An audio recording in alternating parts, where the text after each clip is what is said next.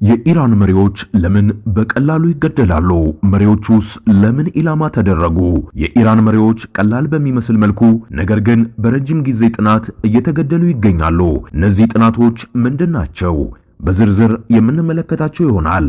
ሌላው የኢራን ጦርነት እውነተኛው አሸናፊ ኢራን ወይስ ቻይና? ቻይናስ እንዴት ወደዚህ ጦርነት በአሸናፊነት ልትቀመጥ ቻለች? ቻይና ይህንን ጦርነት አልጀመረችም፣ ነገር ግን ረጅም ጊዜ ተዘጋጅታበት ነበር። ይህንንም በዘገባችን አጠናቅረነዋል፣ በዝርዝር እንመለከተዋለን። በመጨረሻም የተሰማው ሰበር መረጃ ኢራን በዓለም ግዙፍ የጋዝ ማከፋፈያ ራስ ላፋን ላይ ከኢራን የተተኮሰ የባላስቲክ ሚሳኤል በኳታር የሚገኘውንና የዓለምን 25 በመቶ የፈሳሽ ተፈጥሯዊ ጋዝ የሚያቀርበውን ግዙፍ የኢንዱስትሪ ማዕከል መምታቱ ተረጋገጠ። ይህንንም በዝርዝር እንመለከተዋለን። የአዲስ ትሩዝ ሚዲያ ቤተሰቦቻችን እንደምን ቆያችሁ? ለዛሬ የሚሆኑ ትኩስ መረጃዎችን ይዘንላችሁ ቀርበናል። እናንተም ቪዲዮን ከመጀመራችሁ በፊት ላይክ ታደርጉ ዘንድ እንዲሁም ቻናላችንን ያልተቀላቀላችሁ ሰብስክራይብ በማድረግ አዳዲስ መረጃዎችን እንድታገኙ ስንል እያሳሰብን ወደ መረጃው እናምራ። የኢራን መሪዎች ቀላል በሚመስል መልኩ ነገር ግን በረጅም ጊዜ ጥናት እየተገደሉ ይገኛሉ። እነዚህ ጥናቶች ምንድናቸው? የመጀመሪያው የኢራን ጠላቶች አሜሪካና እስራኤል የብዙ ዓመታት ዝግጅት ነው። የሰሞኑ ግድያ የብዙ ዓመታት የስለላ ውጤት እንጂ ጦርነቱ ከተጀመረ ወዲህ የተደረገ ኦፕሬሽን አይደለም። አሜሪካና እስራኤል ኢራንን ለረጅም ዓመታት ሲሰልሏት ቆይተዋል። አሁን እየታየ ያለው የረጅም ጊዜው ስለላ ውጤት እንደሆነም ያመላክታል። ሌላው የአየር ጥቃት ቴክኖሎጂው መራቀቅ ነው። አሜሪካና እስራኤል በዚህ ወቅት ኢላማን ጥሎ የሚመታ የተራቀቀ ቴክኖሎጂም ታጥቀዋል። በዚህም ኢላማቸውን መምታት ችለዋል። ከዚህ በፊት እንዳሁኑ ቴክኖሎጂው ባለመራቀቁ ኢላማዎቹን በቀላሉ መምታት አይችሉም ነበር። ሌላው የኢራን የመከላከያ ሲስተም መዳከም ነው። የኢራን የአየር መከላከያ ሲስተም ቀደም ብሎ በደረሰበት ጥቃት ሊዳከም ችሏል። ይህም የአሜሪካና እስራኤል የጦር ጀቶች ሳይታወቁ ቴህራን በመድረስ ኢላማዎቹንና ጄኔራሎቹን እንዲመቱ አስችሏቸዋል። የኢራን የስለላ ተቋም ደካማ ሊሆን የቻለው ኢራን የስለላ ተቋሟ በውስጥ ባንዳዎች የተሞሉ መሆኑ ነው። እንዲሁም ጠላቶቿን የምትሰልልበት መዋቅራዊ ደካማ መሆኑ ነው። በዚህም በሁለት በኩል የተሰናከለው ደህንነቷ አገሪቱን መጠበቅ ተስኖታል።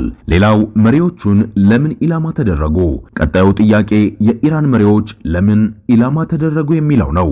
የኢራን መሪዎች ኢላማ የተደረጉበት ዋነኛ ምክንያት የኢራን ባለስልጣናት ጠቅላይነት ነው። ይህን ስንል በኢራን የስልጣን ክፍፍሉ አናሳ ነው። አንድ ሰው ብዙ ስልጣን ሰብስቦ ተሹሟል። በዚህ ምክንያት አሜሪካና እስራኤል ባለስልጣኑን ከገደሉ መዋቅሩ እንደሚፈራርስና በህዝቡ ዘንድ ግራ መጋባት ሊፈጥር እንደሚችል አጥነውበታል።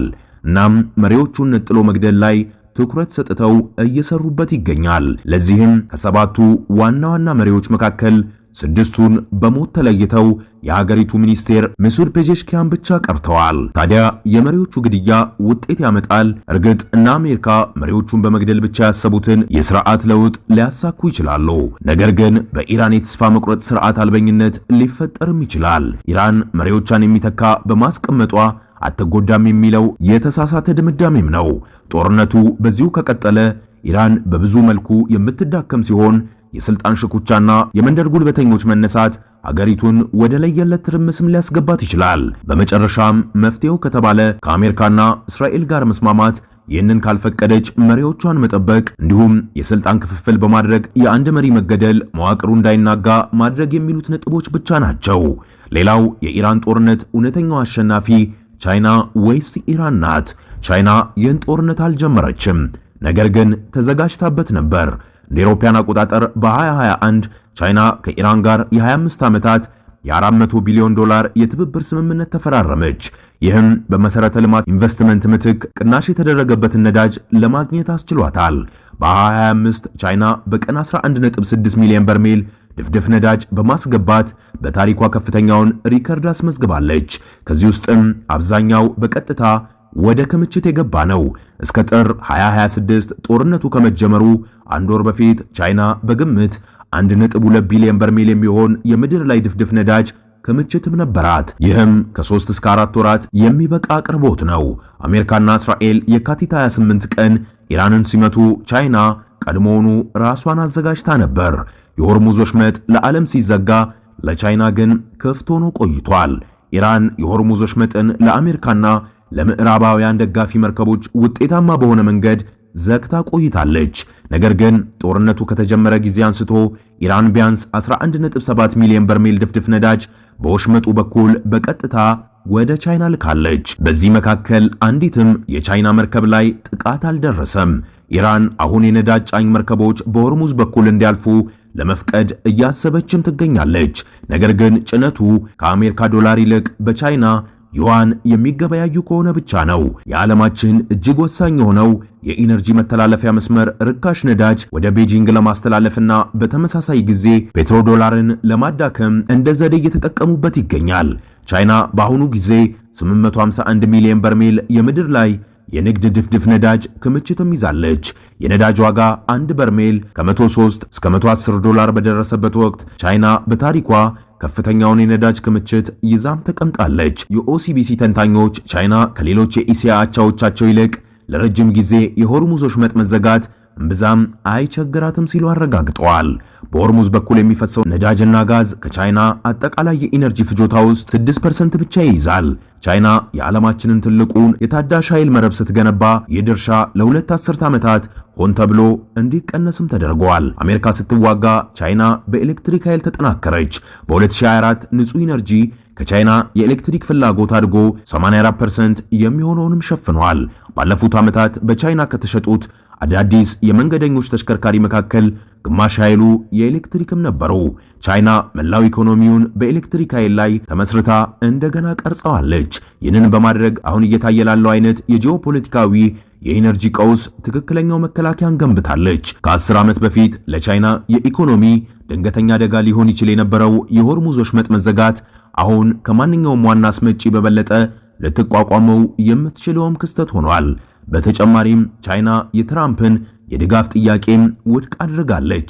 ፕሬዝዳንት ትራምፕ በትሩዝ ሶሻል ገጻቸው ላይ ቻይና ወሽመጡን ለመክፈት እንዲያግዙ የጦር መርከቦችን እንድትልክ በይፋ ጠይቀው ነበር። ቻይናም አይሆንም ብላለች። ግን አይሆንም እያለች ቅናሽ የተደረገበትን የኢራን ነዳጅ በተዘዋዋሪ ትቀበላለች።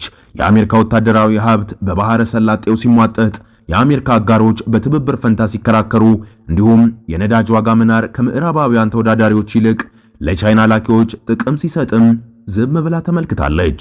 እንዲሁም ፔትሮዶላር በ52 ዓመታት ውስጥ የገጠመውን እጅግ ከባድ ፈተና ስታስተውልም ቆይታለች። ፎሬን ፖሊሲ በግልጽ እንዳስቀመጠው ቻይና ይህን ቀውስ የበለጠ ጠንከራ ልትወጣውም ትችላለች። የአውሮፓ የምርምር ተቋም ብሩገል እንዳረጋገጠው የምዕራባውያን ኢኮኖሚ የኢነርጂ ወጪ ሲንርባቸው የውድድር አቅማቸውን እያጡም ነው ብለዋል። ቻይና ግን የበለጠ ተለይታ ጦርነቱን ለግል ጥቅሟ አውለዋለች። በመጨረሻም አነጋጋሪውና ሰበር መረጃው ኢራን በዓለም ግዙፍ የጋዝ ማከፋፈያ ራስ ላፋን ላይ ከኢራን የተተኮሰ የፕላስቲክ ሚሳኤል በኳታር የሚገኘውን የዓለም 25 በመቶ ፈሳሽ ተፈጥሯዊ ጋዝ የሚያቀርበውን ግዙፍ የኢንዱስትሪ ማዕከል መምታቱን አረጋግጠዋል። ከ5 ሚሳኤሎች አንዱ ኢላማውን መትቷል ሲል የኳታር መከላከያ ኃይል ገልጿል። በኢራን ከተተኮሱ 5 የፕላስቲክ ሚሳኤሎች ውስጥ 4ቱ በአየር ላይ ተመትተው የወደቁ ሲሆን አምስተኛው ግን በዓለም ግዙፍ የጋዝ ኤክስፖርት ተርሚናል በሆነው ራስ ላፋን ላይ እንዳረፈም ተናግረዋል። ኳታር ኢነርጂ በደረሰው ጥቃት በቁልፍ ተቋማት ላይ ከፍተኛ ጉዳት መድረሱንና የእሳት አደጋ መነሳቱንም አረጋግጠዋል። የአደጋ ጊዜ ሰራተኞች እሳቱን ለመቆጣጠር ርብርብ እያደረጉ ሲሆን እስካሁን በሰው ሕይወት ላይ የደረሰ ጉዳትም ሪፖርት አልተደረገም። የኢነርጂ ጦርነቱ አደገኛው ምዕራፍ ይህ ጥቃት ኢራን በራሷ የሳውዝ ፓርስ የጋዝ መስክ ላይ ለደረሰባት ጥቃት የሰጠችው ግልጽ የአጸፋ እርምጃ መሆኑንም ተናግራለች። ቴህራን ቀደም ሲል በባህረ ሰላጤው ሀገራት የኢነርጂ ማዕከል ላይ እርምጃ እንደምትወስድ ዝታ የነበረ ሲሆን አሁን ማስፈራሪያዋን ወደ ተግባርም ቀይረዋለች። የዓለም ኢኮኖሚ ስጋት የራስ ላፋን ማዕከል ለዓለም ገበያ የሚያቀርበው የጋዝ መጠን ከፍተኛ በመሆኑ የዚህ ተቋም ሥራ መስተጓጎል በዓለም አቀፍ ደረጃ የነዳጅና የጋዝ ዋጋን በእጅጉ ሊያነረው ይችላል የሚል ስጋትም ደቅነዋል። በተለይም አሜሪካንንና አውሮፓውያን አገሮቿን ለከፍተኛ የኤነርጂ ቀውስ ሊዳርግ እንደሚችል ታዛቢዎች እየጠቆሙ ይገኛሉ።